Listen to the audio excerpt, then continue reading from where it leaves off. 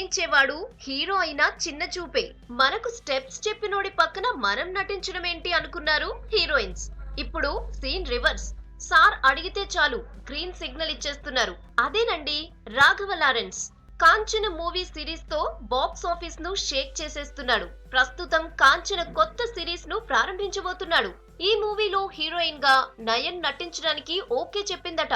ఇప్పటికే మాయా అనే హారర్ మూవీలో నటించి సక్సెస్ ను ఎంజాయ్ చేస్తున్న ఈ బ్యూటీ లారెన్స్ దయ్యం సినిమాలో నటించాలని ఉబ్బలాట పడుతుందట. కాంచన సిరీస్ కొత్త మూవీ కూడా సౌత్ ఇండియాలోని అన్ని భాషల్లో భారీగా తెరకెక్కబోతోంది. దీని బడ్జెట్ కూడా 50 కోట్లు పైనే అని ఫిల్మ్ ఇండస్ట్రీలో టాక్. ప్రస్తుతం పటాస్ రీమేక్ లో నటిస్తున్న లారెన్స్ తర్వాత ఈ ప్రాజెక్ట్ ను చేపట్టబోతున్నాడు.